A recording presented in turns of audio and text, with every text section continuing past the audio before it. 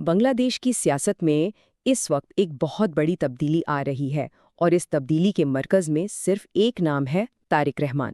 تو آج ہم انہی کی کہانی کو سمجھنے کی کوشش کریں گے۔ سب سے بڑا سوال یہی ہے کہ آخر یہ شخصیت ہے کون؟ ایک ایسا شخص جو اتنے سال ملک سے باہر رہا، وہ آج 17 کروڑ لوگوں کے ملک کی قیادت کا سب سے بڑا دعوے دار کیسے بن گیا؟ آئیے اس پوری کہانی کو شروع سے دیکھتے ہیں۔ 17 سال یہ کوئی کم عرصہ نہیں ہوتا۔ طارق رحمان نے پورے 17 سال لندن میں سیاسی جلاوطنی میں گزارے، اور اس جلاوطنی سے بھی پہلے 18 مہینے، یہ وہ وقت تھا جو انہوں نے جیل کے اندر گزارا تھا۔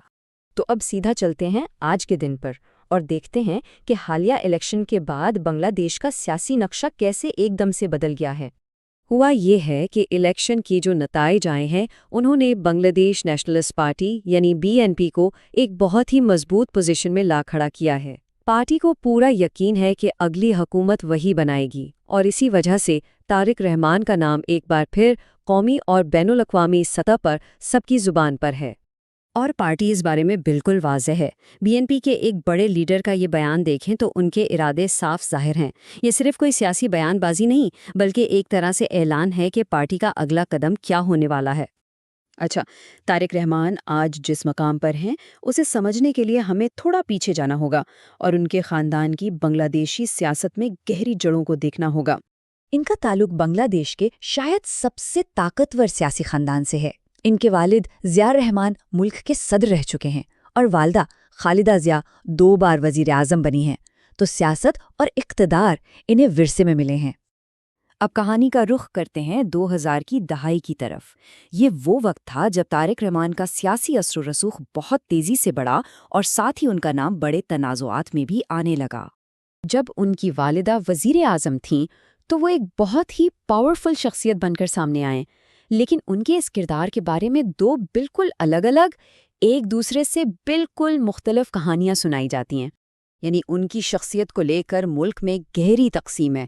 ایک طرف ان کے حامی ہیں جو انہیں پارٹی کا واحد اور حقیقی لیڈر مانتے ہیں اور کہتے ہیں کہ ان پر جتنے بھی الزامات ہیں وہ سب سیاسی پروپیگنڈا ہیں، لیکن دوسری طرف ان کے مخالفین کا کہنا ہے کہ وہ پارٹی آفس سے ایک پیرلل پاور سینٹر یعنی ایک متوازی حکومت چلاتے تھے۔ ان پر کرپشن کے سنگین الزامات ہیں اور انہیں 2004 کے ایک گرینیڈ حملے کے کیس میں سزا بھی ہو چکی ہے۔ تو انہی الزامات کا نتیجہ یہ نکلا کہ ان کا اقتدار کا سفر اچانک رک گیا اور پھر بنگلہ دیش سے ایک ایسی لمبی جدائی شروع ہوئی جو تقریباً 2 دہائیوں تک چلی۔ یہ سفر 2007 میں شروع ہوا جب انہیں کرپشن کے الزامات میں گرفتار کر لیا گیا۔ کوئی 18 مہینے جیل میں رہنے کے بعد 2008 میں وہ علاج کے لیے لندن چلے گئے، اور پھر 2018 میں جب ان کی والدہ جیل گئیں تو انہوں نے لندن سے ہی پارٹی کی قیادت یعنی قائم مقام چیئرمین کا عہدہ سنبھال لیا۔ اور سب سے دلچسپ بات یہ ہے کہ 17 سال ملک سے باہر رہنے کے باوجود وہ نہ صرف اپنی پارٹی کو جوڑ کر رکھنے میں کامیاب رہے، بلکہ لندن میں بیٹھ کر ہی پارٹی کی تمام سرگرمیاں چلاتے رہے۔ اس سے پارٹی پر ان کی مضبوط گرفت کا اندازہ ہوتا ہے۔ اور اب آتے ہیں کہانی کے سب سے ڈرامائی موڑ پر، وہ واقعات جنہوں نے ان کی واپسی کا راستہ بنایا۔ اصل میں ان کی واپسی کا راستہ تب صاف ہوا جب ان کے سب سے بڑے سیاسی مخالف یعنی عوامی لیگ کی حکومت ختم ہو گئی۔ یہ وہ ٹرننگ پوائنٹ تھا جس نے طارق رحمان کے لیے وطن واپسی کے سارے دروازے کھول دیے۔ ان کی واپسی واقعی ایک تاریخی منظر تھا۔ 25 دسمبر 2024 کو جب وہ ڈھاکہ ایئرپورٹ پر اترے تو لاکھوں لوگ ان کے استقبال کے لیے موجود تھے، اور انہوں نے آتے ہی فوراً پارٹی کی کمان سنبھالی اور اپنی قیادت میں پہلی الیکشن مہم شروع کر دی۔ تو اب ہم آخری اور سب سے اہم سوال پر آتے ہیں کہ ان کی واپسی اور ان کی ممکنہ قیادت کا بنگلہ دیش کے مستقبل کے لیے کیا مطلب ہے؟